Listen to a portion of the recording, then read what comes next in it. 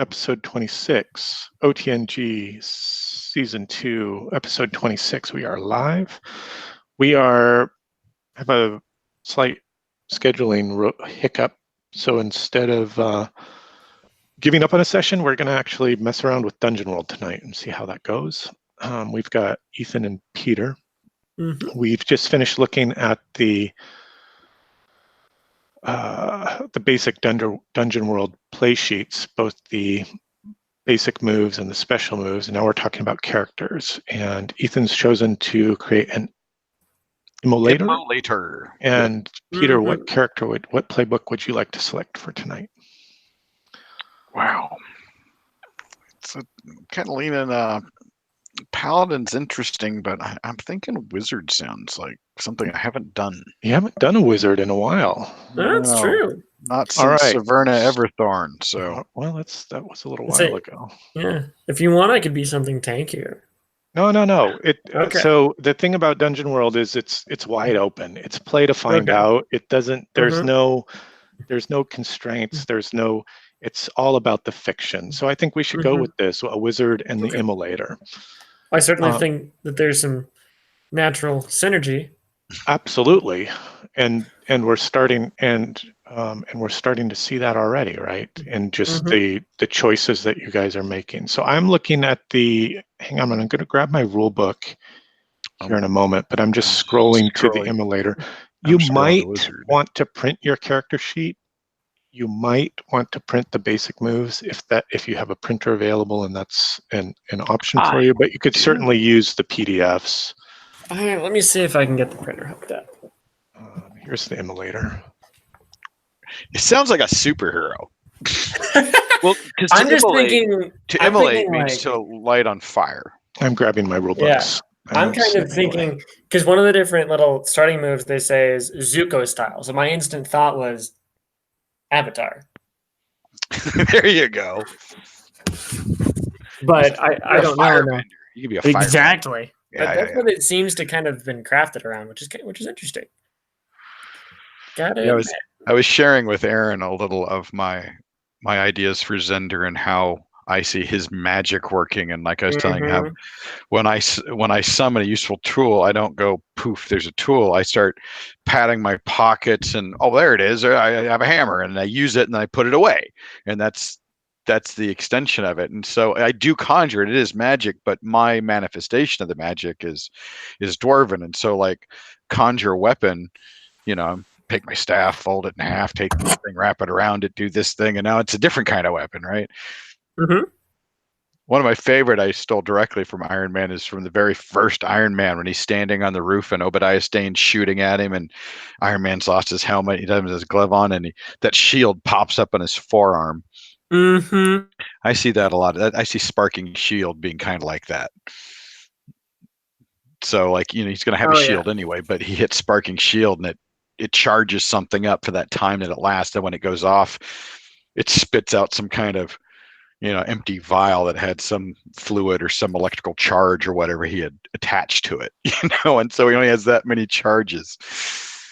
So that's how I'm going to play his magic, is far more physical and far more tinkerer. And I've been working on a story. That's what I sat and did, waiting for the game to start. Yeah.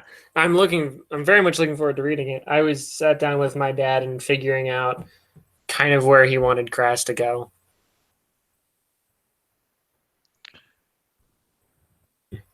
Took him he started listing off all the spells that he was interested in, and I was like, you do realize you've got over 48 spells picked out. Well, you don't get that many to start with. Well, he gets quite a few though as a wizard, right? He does. At least a couple. Yeah. He gets a total of, I think, 14 or 15 by the time he's done. Okay. But yeah. I am back. I'm connecting to my printer, so. Yeah, I'm turning this into a PDF so I can... You're extracting the pages from the PDF so you can form fill it, possibly. Is that what I'm doing? I don't know what the hell you're doing. You're doing something. What is it? I've never seen it before. No one has. If the printing might be too much of a hassle. It's only 30 pages. What's the problem? I think it's fine. Oh, I see. Just print the. You were saying just print the portion. Mhm. Just print your own playback. For like example, the immodulator is just 2 pages. Yep. 2 pages. Pages 2 and 3 are the basic moves. So print pages 2 and 3. Yeah, that's what I would suggest doing, just so you have those on hand. Bless you. Gesundheit. The wizard one is a little bit larger. Because of all the spells, probably. Yeah. So you start the wizard's page 26. Okay. 26 to 29, 4 pages. Wow, my computer's taking forever to connect to the printer right now. How is that possible? Because it's connected wirelessly. I'm old school. But the printer often just sits in cycles, and then I go, "Oh, it's done." It's like I was doing nothing. Yeah, well, I haven't actually connected my computer to the printer because it's my roommate's printer. So I'm just borrowing it. Grayscale, safe toner. All right, so while it's right connecting, back. I need more iced tea. I'll be right back. Yeah, I gotta finish working on my tag.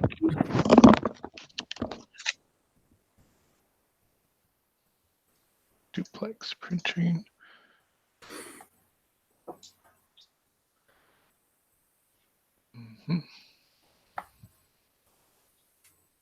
Grayscale.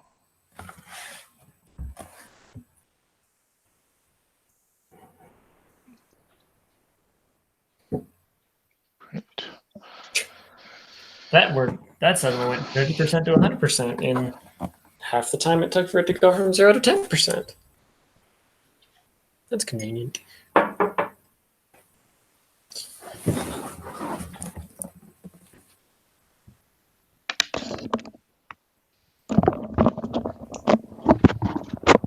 My phone's charging. I just noticed I got a text from Nil saying, "So you're playing Dungeon World instead?" Oh, maybe he's listening to the. He might be listening to our Hangouts. You might be listening to the live stream. Hi, Nils. We miss you. Yes, we do. So I overheard part of what you were talking to Ethan when I came back on the line. You were saying that this is a game you want to pursue after Shadow of the Demon Lord. It's where I want to take my role playing next. Gotcha. This style of game, I'm not sure, and maybe it's not this game, but I sure would like to mess around with it next. Certainly. And I've kind of gradually been leading you guys in this direction. Works for me. So I'm just looking at the core rulebook here. I'm looking at the character creation section. So we've chosen a class. You both have your playbooks. Mine's printing right now. Hey, Nils has just joined us with the live stream echoing from his other device. Oh, I'm gonna have to I'm quit traveling and in come time, back, guys, because I can't hear any of that. Do you want to play Shadow of the Demon Lord or apparently. Dungeon World? What? Do you want to play Shadow of the Demon Lord or Dungeon World? We've got an hour. Okay, you guys decide. I'll be right back. Oh yeah, Peter has to rejoin. Well, I'm not using my headphones, so that shouldn't go well. It doesn't matter. It seems to be some fault with his browser and Hangouts. It's how Safari and Hangouts are interacting. So we're getting a tour of Ethan's apartment. And Always. Don't go to the bathroom. Or at least put yourself on mute. Yeah. So I fixed the dishwasher. Yeah, nice. Do you That's feel like a good. man? A sweaty man after trying to squeeze myself under the sink, and Gosh, I had to it's the pull worst. pull out the tube and snake it, and finally got it unclogged. So hopefully it's working. Oh, Save a $40,000 kitchen remodel. yeah, good times. Burn it with fire. That's my principle. Well, that's Gideon or 8008135's principle too. So Yeah, well, and it's also Ichabod's. Let all the unclean burn. right. We didn't know if we were going to see you tonight, and we didn't want to return to Shadow the Demon Lord without a full party complement. So I'm ready Yeah, to I was jump. thinking we should have a moratorium in playing with it because it's so hard now. We should have everybody there. All right. Um, Finish printing out the emulator. Cool. Now that we're ready to jump back to, I have no clue what's going on. That's all right. You don't need. There's no plan. Exactly. That's half the fun, right? Yeah. Oh my god, I got a shitload of spells. I take it I don't get all of them. You sort of think you take pick them some as of them later. you get like choices and such. Ooh, I can be a salamander that's immune to fire. So do you want to mess around with Shadow of the Demon Lord, Nils, or do you want to play? Sorry, do you want to mess around with Dungeon World, or do you want to jump back to Shadow of the Demon Lord? it sounds like you guys are in the middle of doing stuff. So let's. We're absolutely not in the middle of anything. Nope. just We're printed out basically stuff, spinning our wheels and hanging out and enjoying each other's company. That's kind Yeah. of Well, we can do that too. made it, Ethan wasn't even here till 8:30, so Yep. if that. yeah. I think I got in like around. It was probably closer to 8:40 by the time I actually got everything set up. But it was nice to game in person with you. Yes, it really was. And you were missed, Nils. Mm-hmm. I know it sounds like it was a good time, and I would have loved to make it, but I also was still getting over a cold and much having wiser help to Grace go to with- your wife's birthday, wasn't there was that. We didn't really do a lot for that. it? You don't have to. It's her birthday. You don't.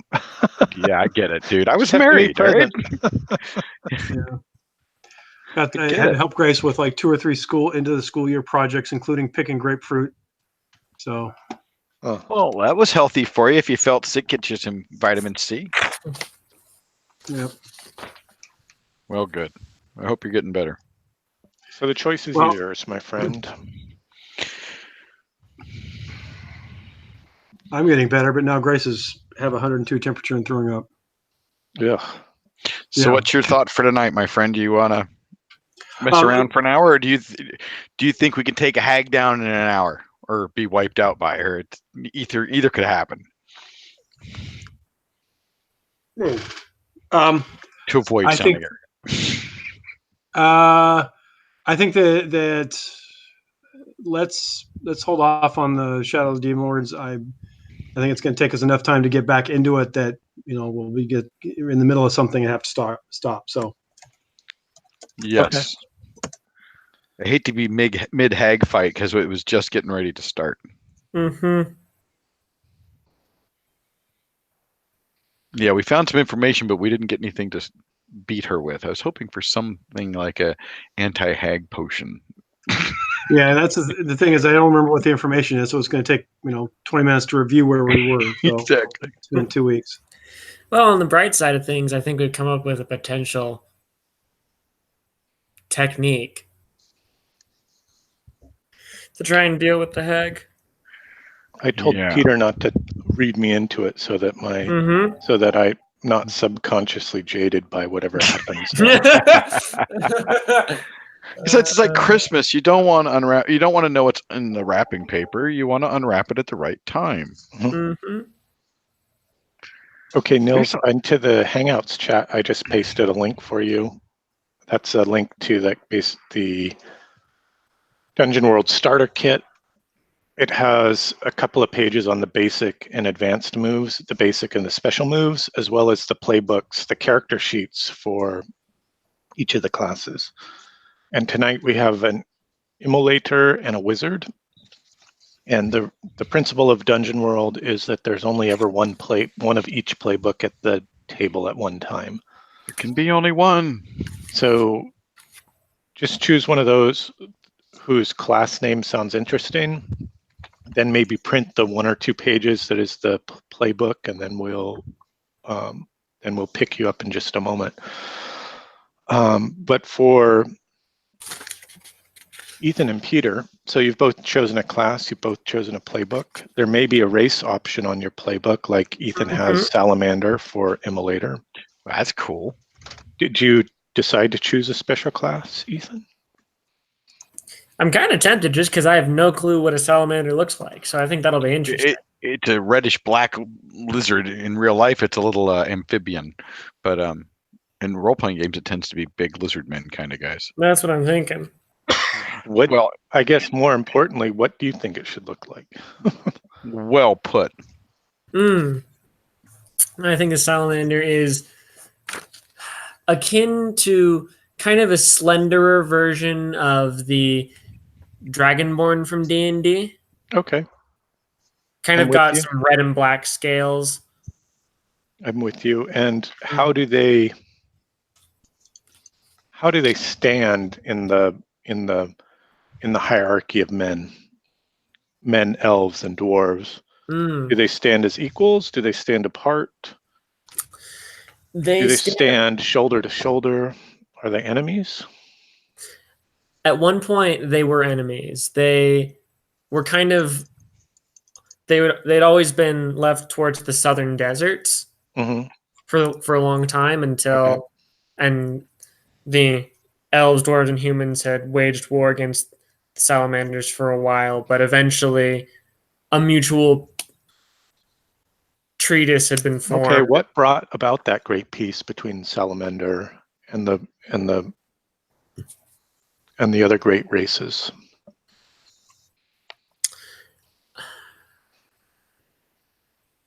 It was the realization of a greater threat. Okay. A threat to the whole realm. A threat of what? That's a good question. So again, zero prep. I've done nothing. Yeah, no. What I'm doing is like, well, what we're doing is cool. What do you think about that? Well, okay. We're world building is what we're doing. Well, this is like counseling. Yeah, I was about to say that. This sounds like lay down on the couch and you solve your own problems. How do you feel about that? I feel like you should be paying me. The threat is a great and powerful necromancer has risen and has got hordes of undead and long forgotten creatures that are beginning to approach the land. That threat has risen, and it has been, and the great races have stood against it, stood the test of time, and in fact, the legions of the dead are banished to those southern wastes, what had been the salamanders' homelands, and refugees and small communities had kind of escaped from those wastes and kind of sprung up and acclimated into climes that were suitable to their nature.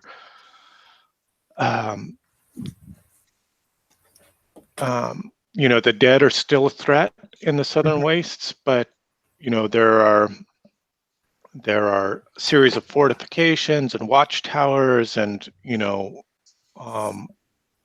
a mage's council that sort of keeps watch over this these southern wastes now. So, what is the name of your salamander? There are some sample names at the top of your playbook there to jumpstart your inspiration, but maybe you have one too. While you're thinking about that, I'm going to jump to Peter. Yeah. You've chosen the class wizard. Do you have a racial option on your playbook? Yeah, I can be an elf or a human. If I'm a human, I can choose a cleric spell and cast it as a wizard. Which means I'd have to get another playbook. God damn it. So that's fine because I haven't played an elf in ages either. So we're going to go with an elf. And that makes magic as natural as breath to you. Detect magic is a cantrip. Okay. Aha! I sense a theme. And do you have a name for your wizard? Your Thalamide. Sorry, what was it? Thalamide? Thalamide. Nice poisonous chemical. Thalamide. I sense printing. And then the next thing you'll do is choose a look. So there should be some look keywords there for you, for your wizard, on your character sheet, and just just fill those details in or add your own. So if I'm looking at wizard now, which I am, body, eyes, hair, and clothes. Mm-hmm. And then share those with us when you're ready. I'm slender with haunted eyes, wild hair, and worn robes. I love it. And did you select a name yet, Ethan, for your salamander immoltulator? What is that? It is Fireheart. Cool. Nice. I like that. Fireheart. And he is the and sorry, he, she, or they, or them. I never met, and I never know that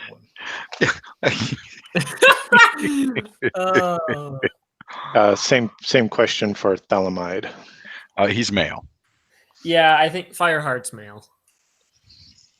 I'm going to screw myself up if I go with they. That's it.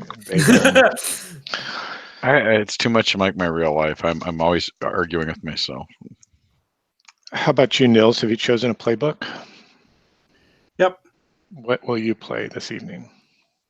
That is a very knowing question because I will be playing a bard. A bard. Oh. Uh-huh. She will be an elf, and her name is Thalamina. Thalamina and Thalamide. Are you related at all? Yeah, we're brother and sister. Ah. Well, we're gonna do that part here in just a minute, but that's great foreshadowing. Thalamide and Thalamina. We're cousins, but I like it. Mm-hmm. Thalamina. And Salamander Fireheart. She is thin, knowing, wild hair, knowing eyes, thin body, and traveling clothes. Okay. Now what we're going to do is choose your stats. You're going to assign one as 16, one is 15, one is 13, one is 12, one is 9, and one is 8. And then there are modifiers to go along with those.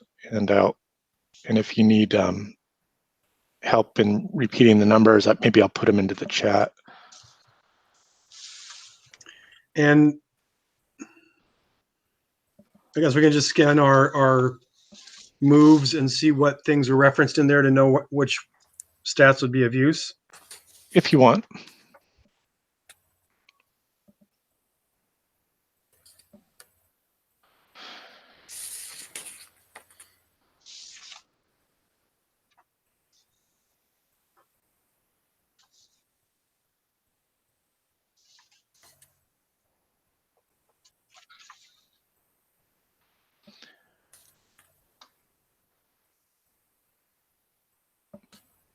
And let's see, the 16 will give you +2.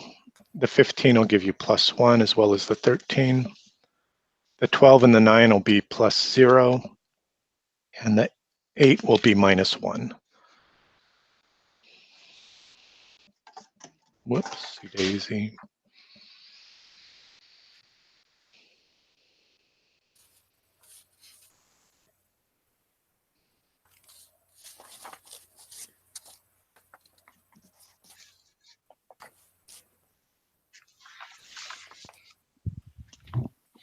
All right, I'm done stuffing my face.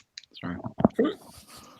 Okay, so one of them's 16, one's 15, one's 13, 12, 9, and 8. Correct.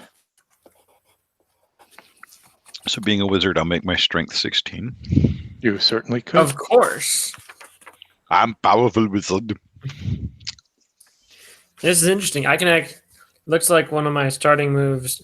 I don't have to put points into intelligence and strength, or into strength and dex, because my intelligence could be converted to my strength and dex when I fight with certain weapons.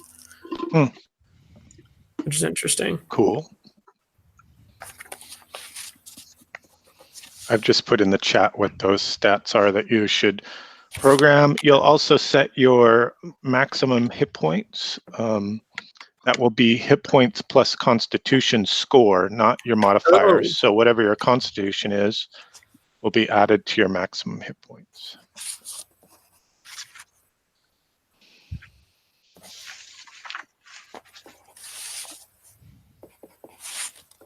All right, so 4 plus the Constitution is your maximum hit points. Mm-hmm. For a wizard, yeah. Yeah. Same thing for the emulator. Well, yeah, you're wizardy. Mm-hmm. Oh, goody. The female bard elf gets to be the tank. Nice. Hey, I got 17 hit points. This is about the story. Yeah, so this is all about everything that's done in the game should follow the fiction. We've talked a little bit about how the moves work, how the mechanic of the game works, but when you make one of your moves, you roll 2d6, and then it could say, plus charisma, for example, in which case you would then apply 2d6 plus your charisma modifier, and that would give you a score in the range of 2 to 12. And in this game, they have a vocabulary of 6 minus, so 6 or less, you're fucked. 7 to 9, something happens. It's usually something you succeed, but maybe not that great at some cost. Sometimes you'll be asked to make a choice in the move, and then on a 10 plus, you do it. And on a 12, it's a critical. You get to shape the fiction. Sometimes you'll take a +1 forward. So you take a modifier of +1 until some given condition applies, or you even get experience for rolling that. When you fail a roll, you also earn experience. So there'd be like a little area to tick or track your experience. So let's do starting moves for. I'm sorry, for the rolls. What are the dice we're using? 2d6. Okay. Let's start with starting moves for Fireheart. What are your starting moves, Fireheart? I have Burning Brand. When I conjure a weapon of pure flame. So that's enough. Just conjure a weapon of pure flame, because we'll get into the results later. Mm-hmm. So you have Burning Brand, conjure a weapon of pure flame. Awesome. What else? Fighting fire with fire. When I take damage, the flames come to my aid. Okay, cool. Give me fuel, give me fire. When I gaze intensely into your eyes, I ask you what fuels the flames of your desire. Interesting. And Zuko style, I'm looking at the character sheet now with you. Bend a flame to your well. Yep. And handcrafted, my hands are a forge. Wow. Nice. Very, very cool. Choosing a ligament. What will be your alignment? Oh, a ligament, right.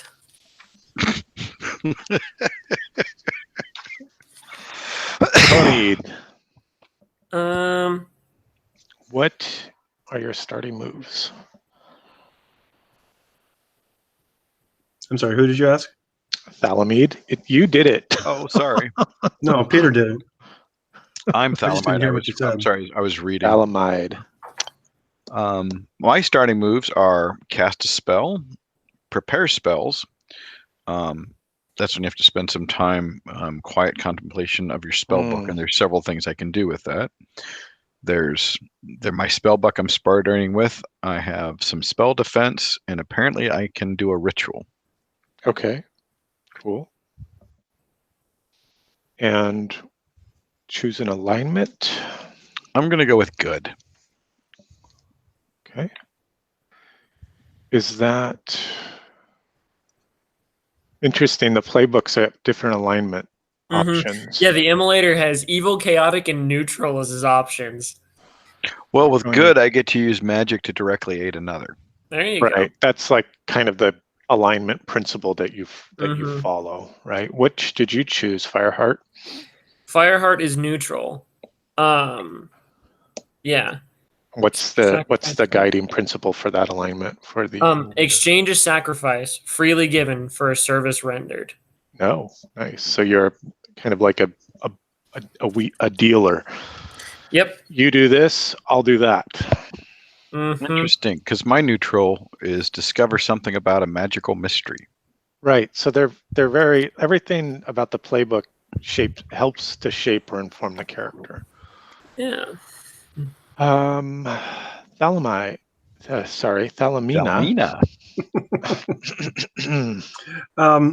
My starting moves are: when you weave a performance into a basic spell, choose an ally and an effect, and I have a secondary effect.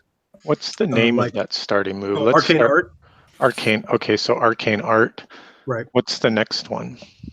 Charming and Open. When you speak frankly to someone, you can ask the player a question from the list below. Okay.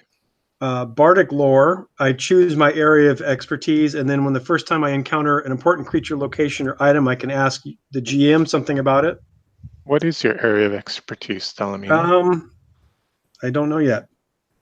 We'll come back to that. Yeah, then the last one is a port in a storm. When you return to a civilized settlement where you visited before, the GM will tell you what's changed. Okay, cool. And so what is your alignment? What you choose? I think I'm gonna go with chaotic because that's seeming to be, kind of like if you're a performer, you're like a rabble rouser or a Scorpio. I know your type. I dated one for years and was raised by another one. Okay. What's the guiding principle for chaotic spur others to significant and unplanned decisive action? Sounds like so. I see her kind of like as a almost like a political activist. Okay. Who likes to party? Yeah.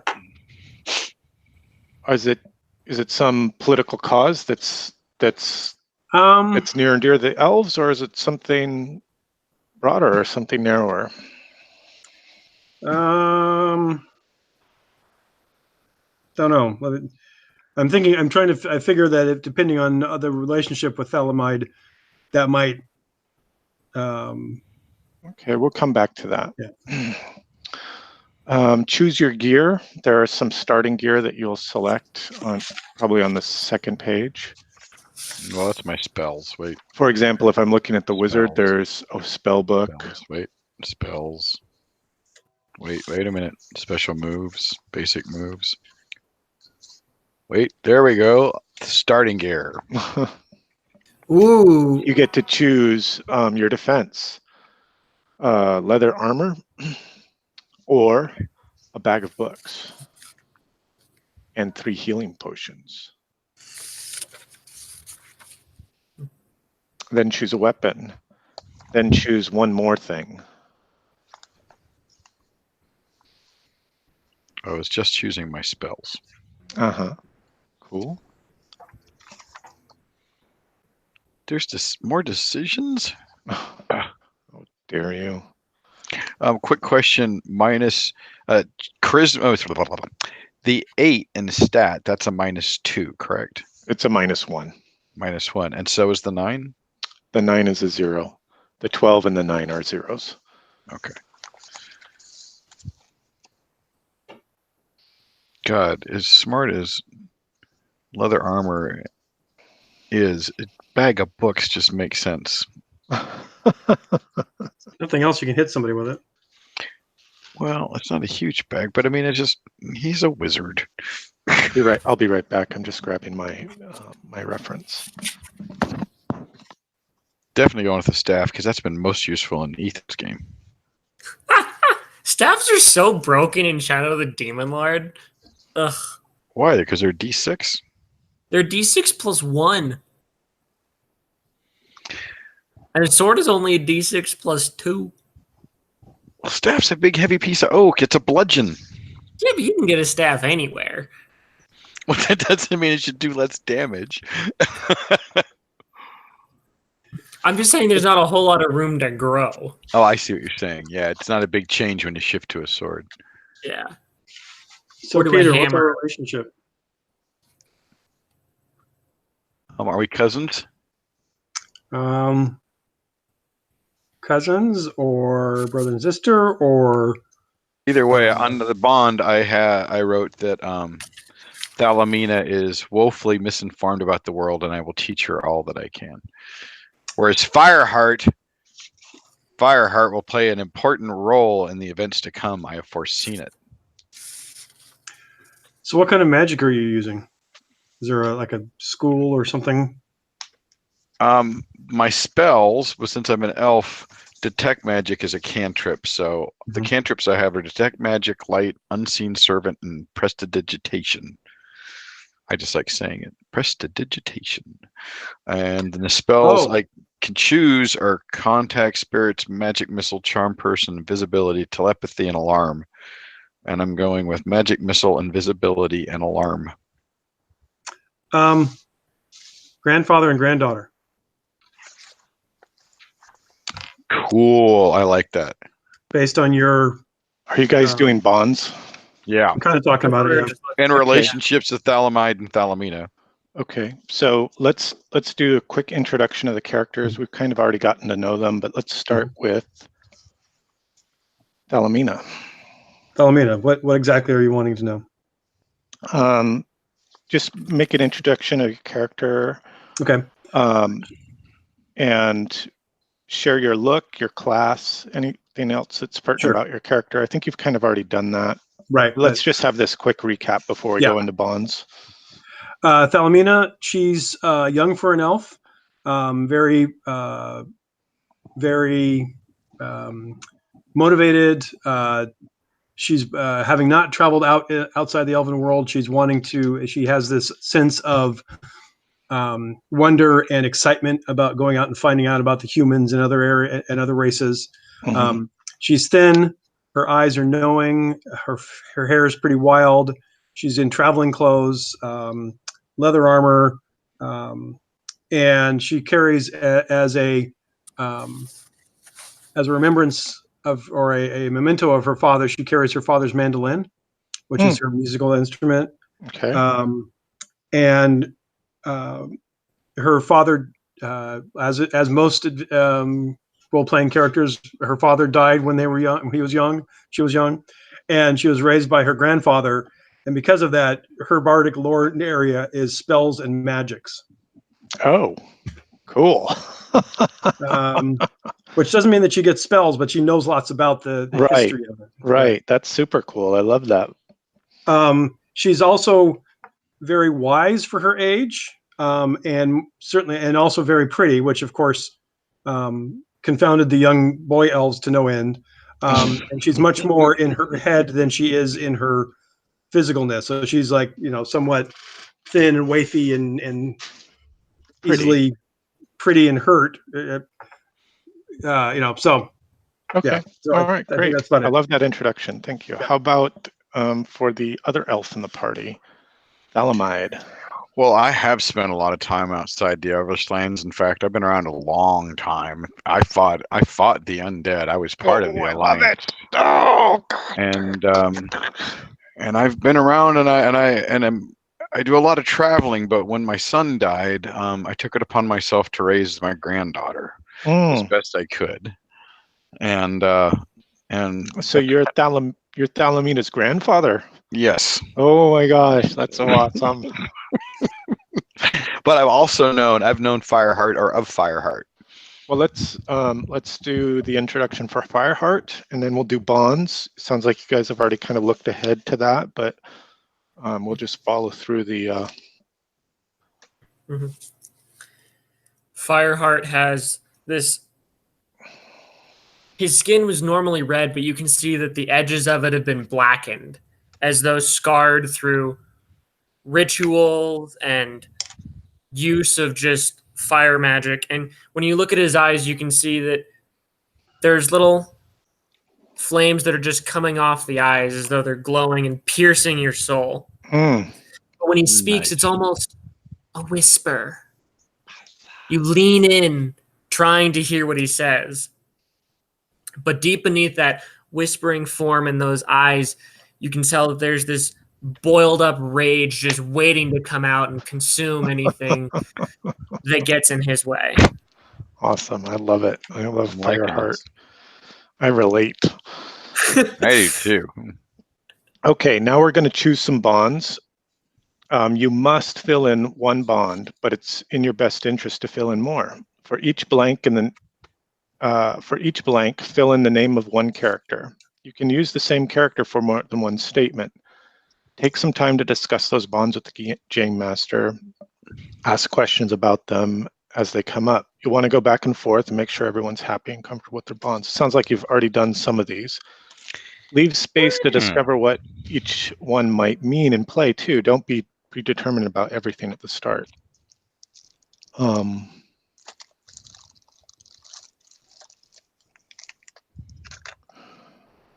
then let's see, when a move has roll plus bond, you'll count the number of bonds you have with that character in question and then add that to the roll.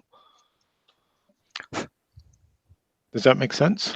Yes, it does. Do you have an example of where that is in the book? I'm not seeing something like that in my... Do you have Dungeon World, the rule book, or are you looking at the character sheet? No. I'm just looking at the moves. You're playing which character? Oh, you're playing the Bard. The Bard is on page 8 and 9. And then on the first page where your stats are, there's a frame to the right there called bonds. Oh, right, yeah. That's what you're filling out. But no, what I meant was you said if a move says roll plus bond. Yeah, you may or may not have one of those moves. Okay. Just in the future if there is one such thing. Okay. So the other thing about moves is it's not everything that you can do in the game. They're essentially starting points or guideposts, planks. They might be more like planks for the fiction, right? Gotcha.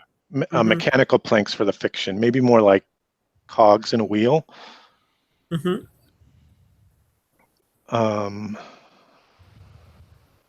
So which bonds are you choosing? Fireheart, what have you thought about? So I've looked at the second one. I will teach Cinderfang, my father, the true meaning of sacrifice. Okay. These are bonds for the other players at the table. Sorry, not so much for NPCs, but that's fine. I like the idea that you have. I do too. A name for your father, Cinderheart. I'm loving all this fire theme for the immolator. But then one for my companions. I cast something into the fire for Thalamide and still owe him his due. Oh, Thalamide. What did you cast in the fire for Thalamide? I cast... Are you saying I still owe you? Is that what you're saying? No. No. Say it again, Ethan. Pardon me, Fireheart. I cast something into the fire for Thalamide and still owe him his due.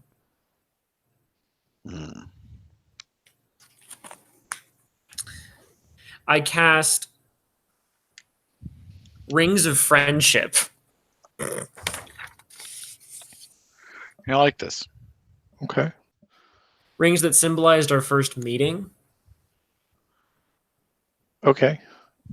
And when did you first meet this aged elven wizard? I'm assuming you're aged. Is that reasonable, Thalamide? Yeah, but with elves, who can really tell? Right. I mean, Elrond's 3,000 years old by the time we see him in The Hobbit. And he's only a half elf. That's it. Well, sort of. Will you choose any other bonds, Fireheart, or is that enough? I think that's what we'll start with for now. Okay. And I know that Thalamide and Thalamina had kind of had this familial relationship. How about for Thalamide? Are there bonds there that you'll fill? Oh, for either Thalamide or for Thalamina or for Fireheart? Well, Thalamina is woefully misinformed about the world. I will teach all that I can. Ooh! Fireheart Fireheart will play an important role in the events to come. I have foreseen it, and I foresaw it long before he was born. Oh my gosh, that's so awesome. All right. I knew his brood parents. I held his egg, and that was when I sensed there was great things in his future were going to happen. Wow. Indeed, he was one of my mentors growing up. All right, Dalamina, how about for you? Have you chosen some bonds on your character sheet there? Yes. This is not my first adventure with Thalamide. That's the first bond. Okay. And obviously, since Thalamide was a kind of godparent to Fireheart, my second bond is I sang stories of Fireheart long before I ever met them in person, because I've heard stories about him from my grandfather. And then my third bond is Thalamide does not trust me, and for good reason. I know you. Cool. I love it. Okay. Now we're ready to play. So we're going to use something. We're going to use a dungeon starter. It's kind of a framework for a dungeon. We'll mess around with it for another 30 minutes and see what we think, and then we can use dice on Roll20. And we'll dice on Roll20, and I've already had a great time just hanging out with you guys. So, yeah. Covered in the centuries-old ice, the greater talons hide a dark secret. Deep beneath their towering blue peaks lies the falling city of Kazarak, last and greatest of the ancient subterranean city fortresses of the dwarves. Kazarak was not conquered by rampaging hordes like so many other dwarven cities. It fell from within, victim to an evil that no dwarf will name. What malevolent forces caused this once proud race to abandon the preeminent seat of their ancient culture? Why won't they speak its name? What treasures still lie forgotten in the ancient vaults? Will it ever be safe to return? Scattered throughout the land, the dwarves endure, forging soulless, utilitarian objects for coin, while they dream of a time when they might regain their former homes and reclaim the glory of their race. Most have given up hope. Unknown to any dwarf outside your inner circle, you have uncovered a way into Kazarak. You stand before its massive gates. Carved from living stone, you know that the days upon days you've spent searching and countless hardships you've suffered are about to pay off. I have some questions for you. I'll ask each of you a question. Fireheart, what did you vow to bring back from Kazarak, and whom did you make your promise?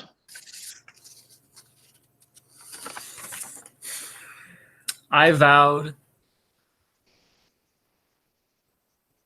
to bring back one of the lost harps of the elves. Oh, for my bardic friend. A lost harp of the elves for your bardic friend Thalamina? Thalamina. Okay. So she could tell my tales. 1, 2, 3, 7. Right.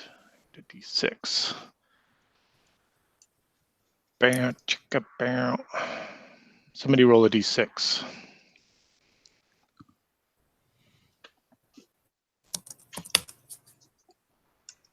4.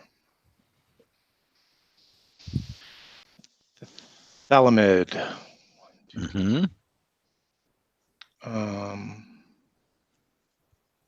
How is your family history interconnected with Kazarak?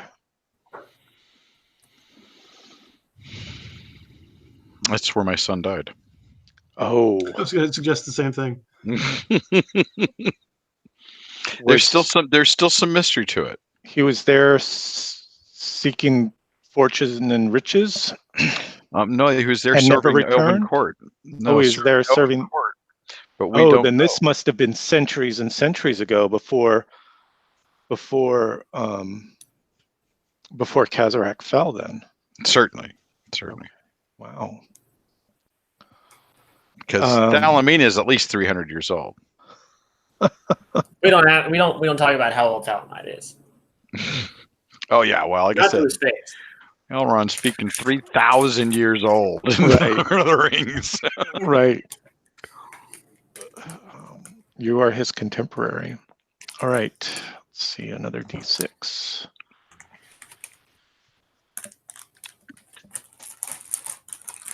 Oh my goodness. Thalamina, survivors do not speak of Kazarak's fall. What happened to the last dwarf who broke the silence?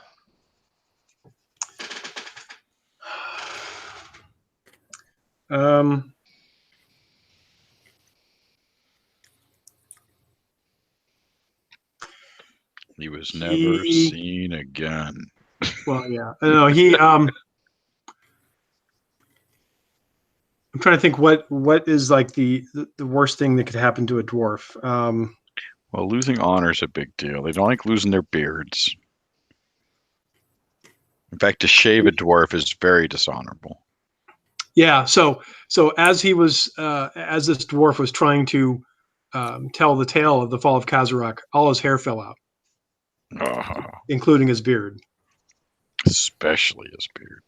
Yep. Okay.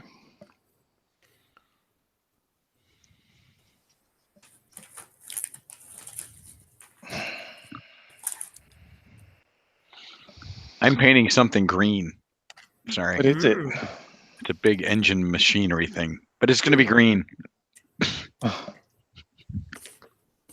not easy to paint green. No, it's not. I keep getting it all over myself. Thank you, Kermit.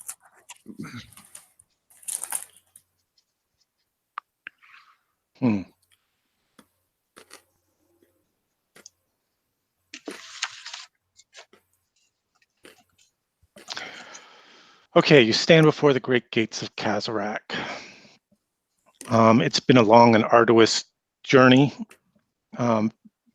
first predicated by intense amounts of research, combing the land for rumors, seeking out the hairless dwarf who still toils in the cellar of his family's hall, attempting to repent himself for his transgressions. By eking out a miserable existence, forging hard hammers and sharp swords. You stand before the gates of Kazarak, mighty and stout. Are they open? They are. There's a gap in the gates, as if somebody has entered or maybe something has left. What will you do? I think we should go in. You creep into the darkness and the gloom. How will you light your way? Well, I'm an elf. My granddaughter's an elf. Oh. Do we have I don't know if this world has elf vision or anything like that. Sure, I think that's an established fact for elves that they can see in the dark. But what's one thing they cannot see in the dark that could be seen in the day? Undead. They have no heat. Ah, okay. Great. I love it. I don't. So now we need a torch. Good thing we have a fire salamander with us. Mm-hmm. How about salamanders? Can they also see in the gloom? Salamanders who are immolators can, as their eyes are aglow. Nice.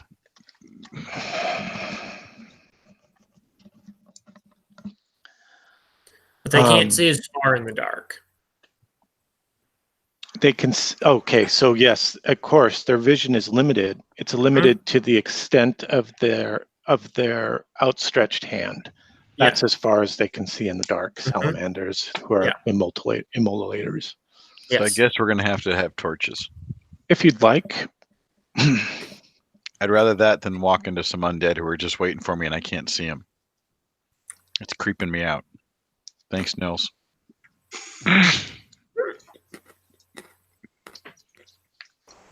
Well, what you wanted to say that for some reason we couldn't see puppies? I was going to go with kittens, that would but be you know, awful. Kittens is better than puppies. No, actually, undead makes perfect sense. I like it. I just don't want to walk into them. So I'm just saying, I think we should have torches. Okay. So a few torches. Is that something safe to say that's on your inventory? Shall I ask you to tick them down? Just Well, Fireheart has adventuring gear, which has 5 uses. So I would assume that. Oh, right. So the way, case, yeah, that's right. Good call out about the adventuring gear. Let me just quickly look back at your. Why don't you tell us how that works, Ethan? Adventuring gear. Okay. Pardon me, Fireheart. Is it described on your character sheet, or do I need to look it up in the? It's not described. Okay, let me look it up in the core book then. Probably submachine gun. It's probably a sack, which has just got this kind of magical energy that you know what you want. You put your hand in and grab it, and it comes out. No, that'd be handy. But you're limited. It only has a limited number of times that it can be used. It's very limited magic. I could see that.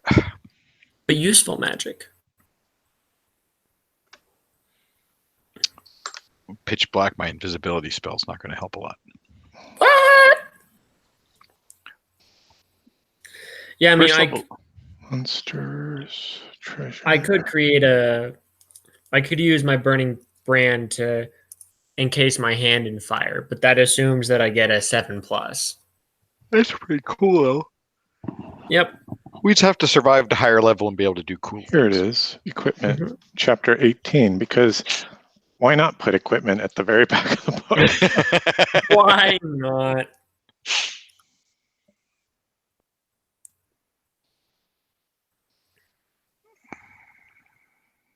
Adventuring gear. Collection of useful mundane items such as chalk, poles, spikes, ropes, etc. When you run into your gear for some useful mundane, you find it and you need to mark off one use.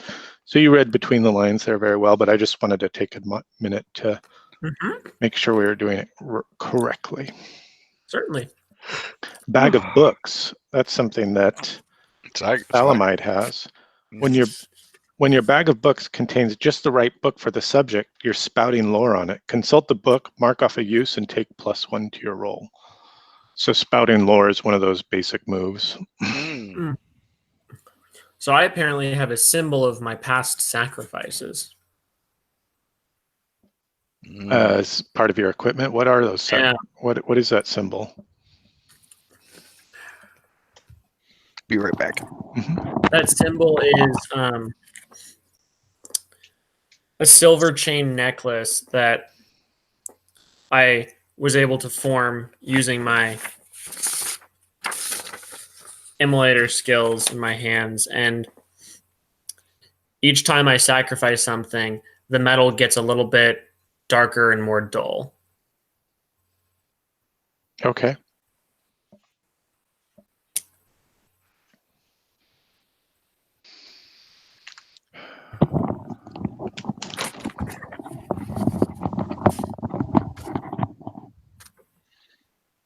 So you make your way into past the gates of Kazarak into a vast open chamber where block after block of multi-storied empty window houses are arrayed in geometric precision, standing under a stone sky. There's a pentagonal tower that looms over everything, its battlements reaching nearly to the cavern ceiling. And there are scummy canals segmented by rusty gates and dotted with abandoned scows, some still loaded with rotting cargo. What will you do? You could go up to the tower. You could explore the residential districts, wind your way down to the canals, or find another way. I lean towards the tower just for the view. I'm thinking the tower because that's where the harp and other treasures would most likely have been protected. Sounds good to me. I'm going to step away for a minute. All right.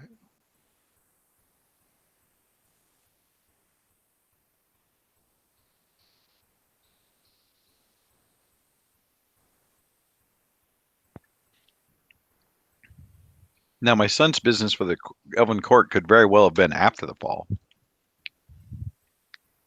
We don't know why he was sent here. That's true. Could have been a diplomatic mission beforehand. Could have been, and maybe he was sent to find out why the gates of Kazarak had remained closed, and maybe that's why he never returned. I like that. Yeah. In fact, maybe he's still down here somewhere.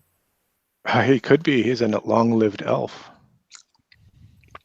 What is Might your have gotten son's lost. named, Thalamide, whose son birthed Thalamina?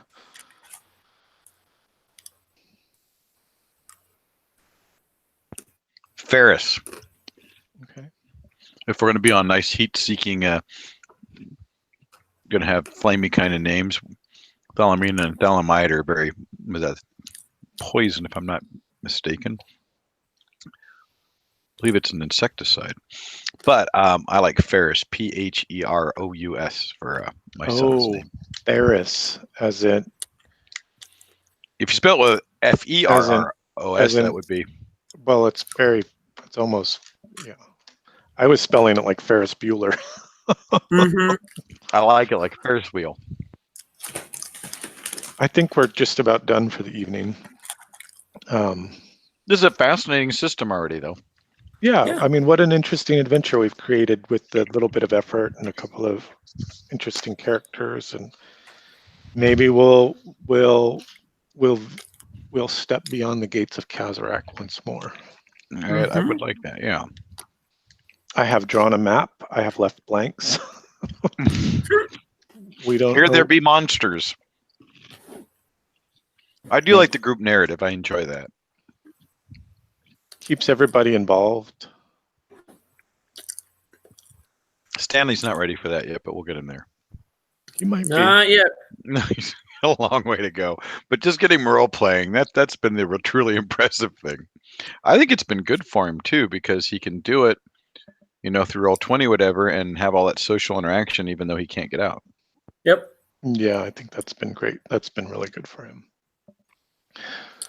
So, shall we do hits and misses while we wait on Nils? It seems a shame to have hit or miss out on him. To miss out on that, yeah. We'll wait. You said you'd be back, so. If you're interested in exploring this style of gaming, do you have a genre you're leaning more towards, or you want to still like in fantasy? I think I'd stick with fantasy, yeah. But I mean, already the game's gone like 4 different directions that I didn't expect it to go. Family relations, histories of the war, and all that. Yeah, what the hell? Yeah, that's kind of fun.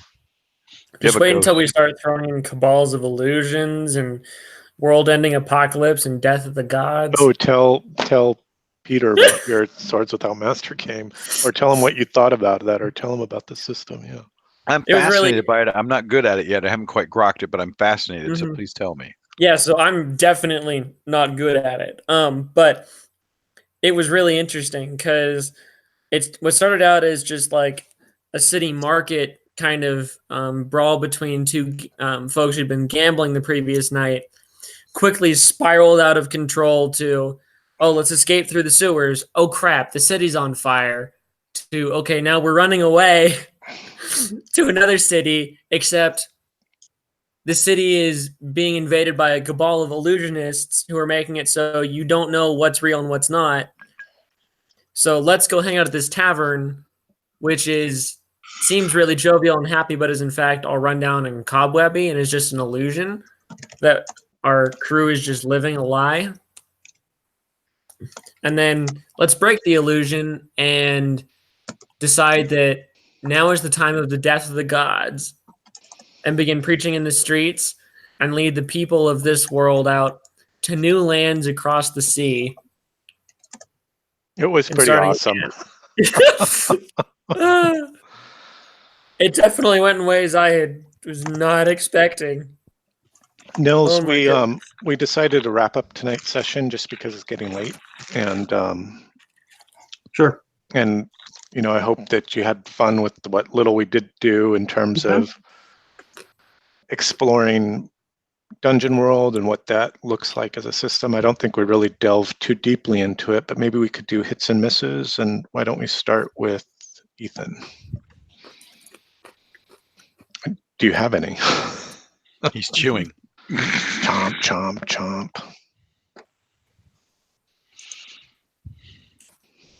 So, my hit was trying out Dungeon World. I really enjoy the character creation aspect of it and just figuring out the different components and the concept of this new immolated class. I've never thought of it before, so it's really interesting to see how that goes, along with this salamander race and seeing all the different characters we're creating. Cool. I like it. How about for you, Emiliana? Any hits or misses? My hits was that I was able to fix my dishwasher. Hell yes. That's a biggie. And deal with Grace throwing up right in the middle of it. Perfect. Yeah. Obviously the miss was getting in late, but it was an interesting, use of a short amount of time. Cool. And so yeah, there you go. Well, how about for you, Thamelide? Well, the miss was obviously not getting to get to the next step in our other game, but big hit was Dungeon World, one I've wanted to try out, and I'm fascinated by the whole thing. And always nice to be gaming with Nils again. Missed you this weekend, like I said. Yeah. So, yeah, it's a hit to try something new. Yeah, so that was, I think for me, that was the big hit, was being able to kind of showcase this for you to sort of kind of show what's on offer. Yeah. And I know the system's gaining a lot of popularity. It's pretty popular. I'll send out a couple of follow-up links if anybody's interested in kind of looking at them. Cool. And let's see, a miss would be, yeah, just not enough time, right? My delayed schedule this week, and then now we're on for next Thursday, right? Yeah, definitely. We're on. That will be my first day of summer. Sweet. We'll celebrate with the TPK and the Skull Island. I mean, what? What? Say that out loud. What? It's okay. We go and expect a TPK every week. Do you? Every week I expect my character to die, and it means that I can play him gloriously. So, well, there you go. A hero's life. What is I'm gonna it? kill the broadcast. Well, we're and with Shadow the Demon Lord, especially, we're dealing with such nasty, huge things that I fully expect to lose characters and have to come up with a higher level character at points, because the shit's getting real and the Demon Lord is on his way. It was interesting. I was watching that Japanese anime that I was recommending on the email list, and the Demon Hunter fought a kind of a Japanese version of a Manticore. And I thought, oh, we've done that. That's not too hard. I just saw a review on YouTube saying, was the good anime of spring 2019 was saying Demon Hunter is actually very watchable. So I haven't seen it yet, but I look forward to it. That's one's little sister, right? I'm sorry? That's the one of the little sister has been corrupted by a demon.